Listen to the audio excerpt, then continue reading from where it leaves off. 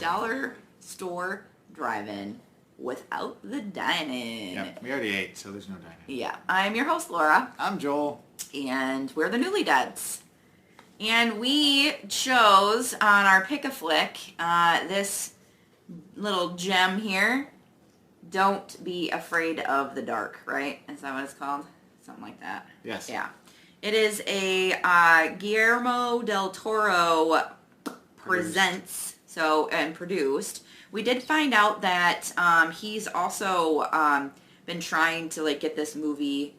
This is I don't know, when did this come out? 2010? 2010. It's a remake. Yes, it is a remake. So he watched this when he was a kid and then had been wanting to remake it for 15 years. And then he finally found the right director and then made it. Yep, it was a 1971 something television film. Yep, he said it was 40-something minutes long, but he fell in love with it and thought it was really scary. Kind of like Trilogy of Terror for those of you who are familiar with TV horror things, because there used to be a lot of horror on TV back in the day. Yeah. And, I mean, there is now, but, in the 70s it's a different time. Yeah. But Kolchak the Night Stalker and, Trilogy of Terror, and then apparently this thing, which I didn't realize it was a remake until we were watching the special features and we were kind of doing some deep dive on it. But, yeah, and we looked back at the some of the original things, and they stayed pretty faithful in terms of, the monsters and the main character, although the main character was an adult in the original movie. In this, it was a little girl. Yeah. I don't. So, what did you think? Well, it was interesting because the director Troy Nixey is a comic book artist. Most people would be familiar with his work with Mike Mignola. So he's never made a movie before. He made one short film that took him 15 years, he said. Otherwise, this was his first and only film. He's not made another one since then. I don't know. I didn't feel like it was lacking anything because of that, and I don't know whether because he had other people around him that were kind of giving him some guidance, but it's a pretty big risk to give a first-time director this much.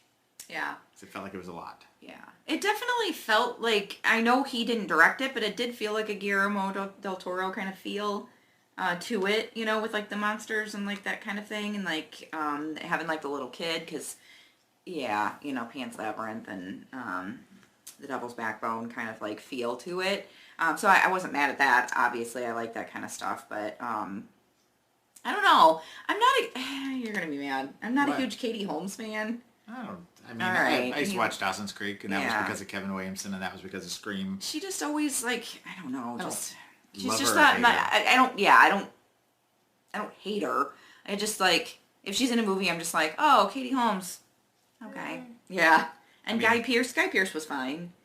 I like him in a lot of things, but he was just dirty Tom Cruise in this. Yeah, and they're I wasn't invested in the characters, right? They didn't seem very loving towards each other. They weren't very interesting. They're in relationships and stuff like that, but it didn't seem it was more like a business partnership to me. You know what I mean? But they were supposed to be together, and the little girl she's a good actress. It was her film for the most part. Yeah, she was in it the most. There was times where I got a little annoyed by her. But that was just the writing, I feel like. She got bangs. She does have bangs. She's very cute. Yeah. She's all grown up and still making movies now. I don't remember her name. Haley something? Yeah, it's Haley. Bailey Madison. Bailey. Yeah. That was close. Like Bailey. our dog. Yeah. Bailey. No, that's over shit. Here.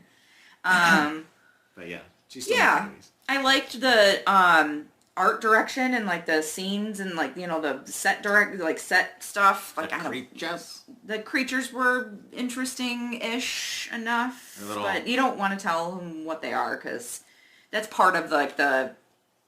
It's the movie's 13 years old.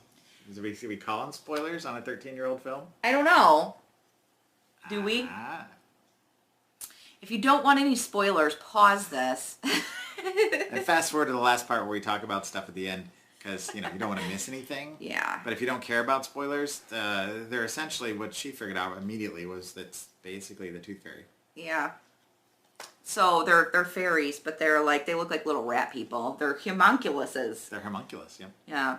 Little tiny creatures. So people, Vaguely humanoid. human-shaped. It was humanoid Yes. creatures. We looked it up on Google. What a We were in bed. homunculus was. We're like, hey Google, what's a homunculus? Oh, Yeah. my phone's about to tell me, but the volume's turned down, so it's okay. Yeah. But she's talking to us right now. Yeah. So yeah, there's a lot of them. Yeah, they like teeth. They eat teeth and bones.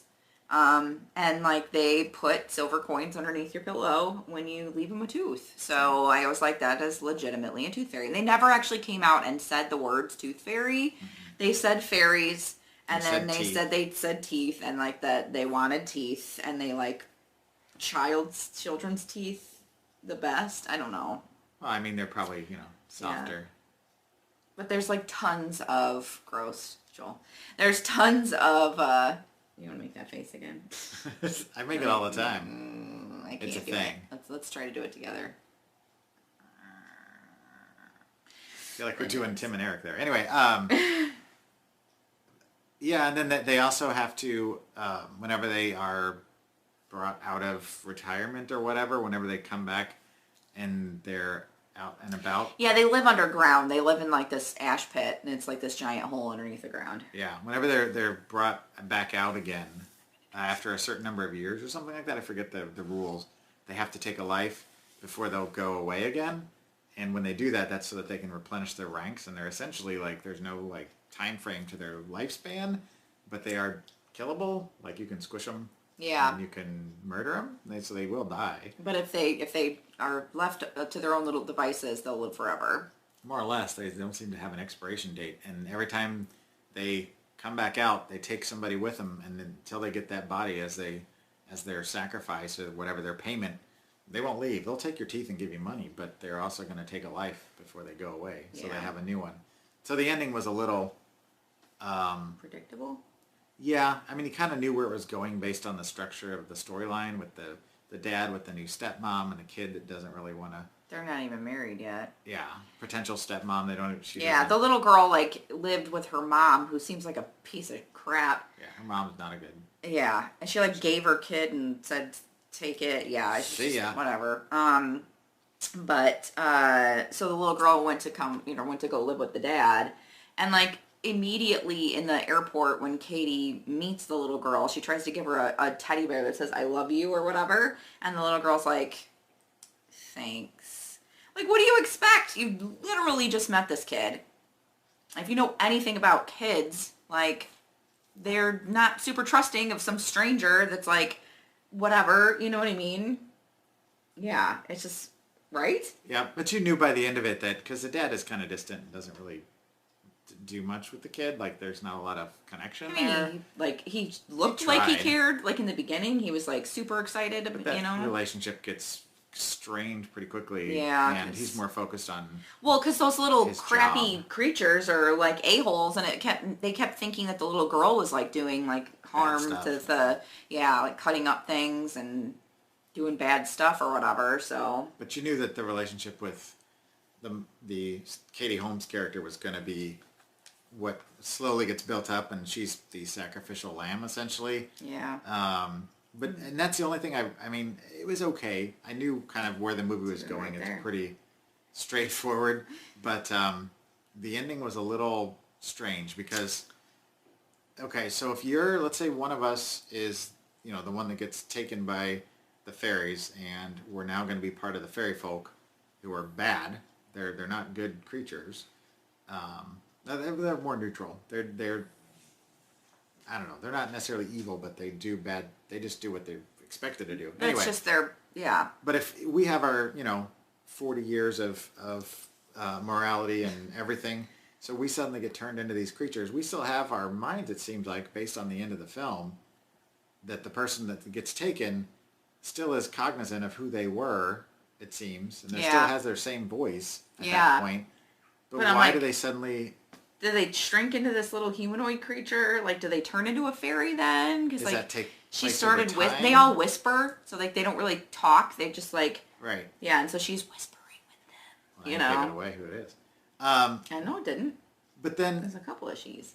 Oh, but then suddenly, because they're now part of the fairy folk, do they no longer they're like okay with murder now. They're okay with eating teeth now. They're okay. There's some questions that aren't answered. They're like, oh, well, now that I'm part of you guys, I'm just going to accept my fate and be Right. a So when weird that person tiny was creature. taken, that should have been the end of it. There shouldn't have been this, or if they had that conversation at the end between, because the last thing you hear is the fairies talking to each other when they're back locked up in their little hidey hole until they're let out again.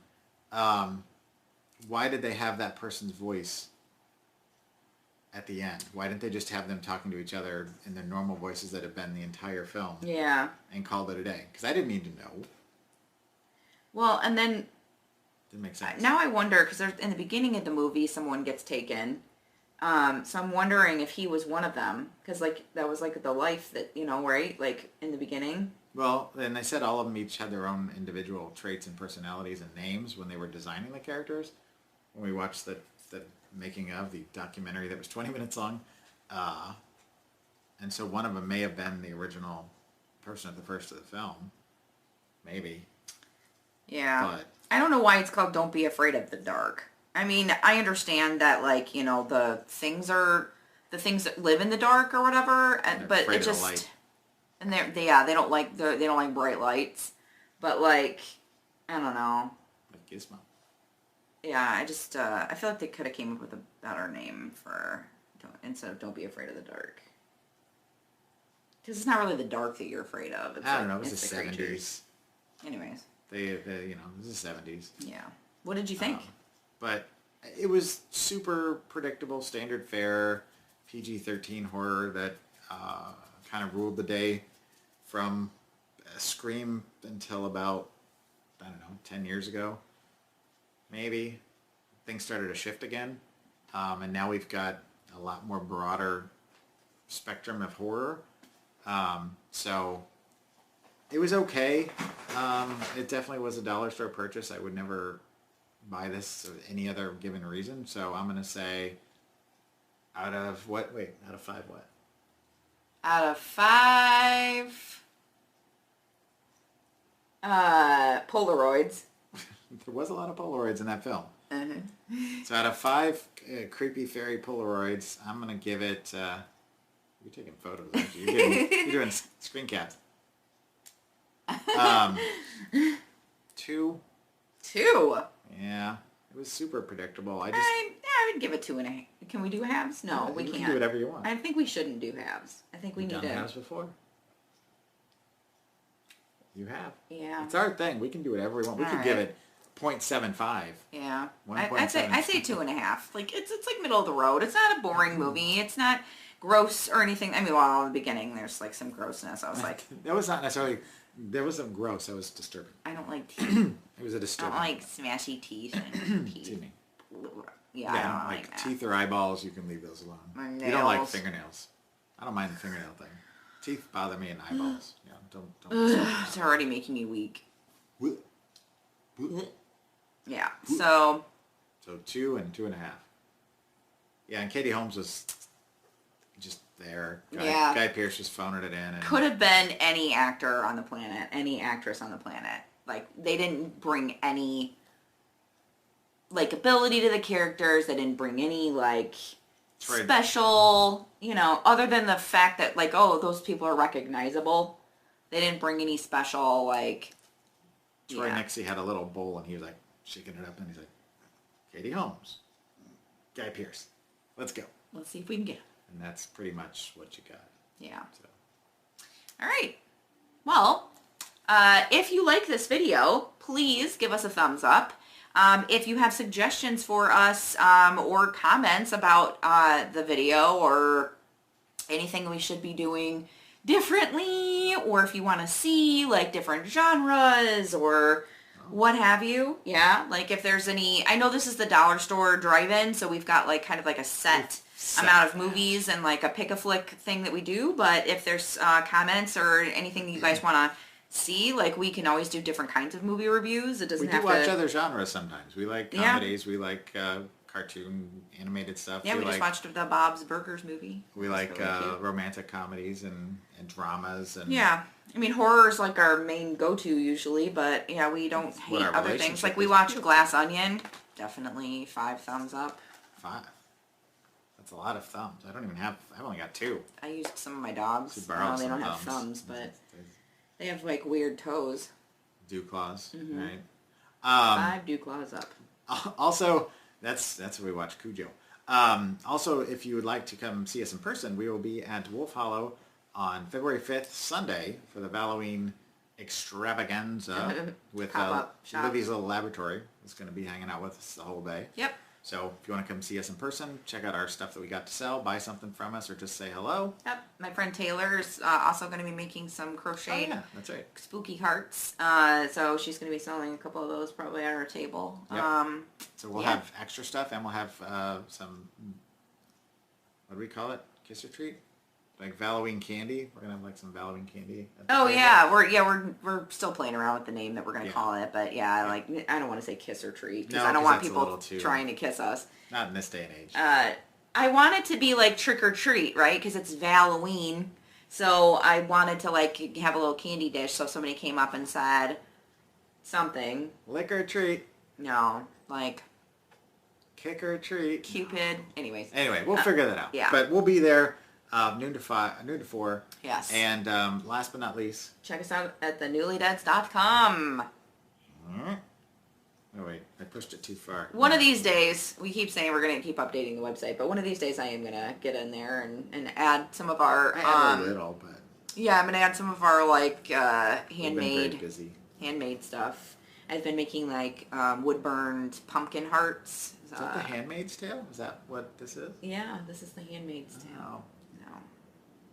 You're my, I need one of those you're my bonnets. handmaiden. I am? Yeah. I don't understand the reference. I haven't watched it yet. I Yeah. just thought it was a period drama. But anyway, I know it's not. Yeah. I'm Joel. I'm Laura. And The we're the Newlydeads. Newlydeads. And We'll thank you see for soon. watching.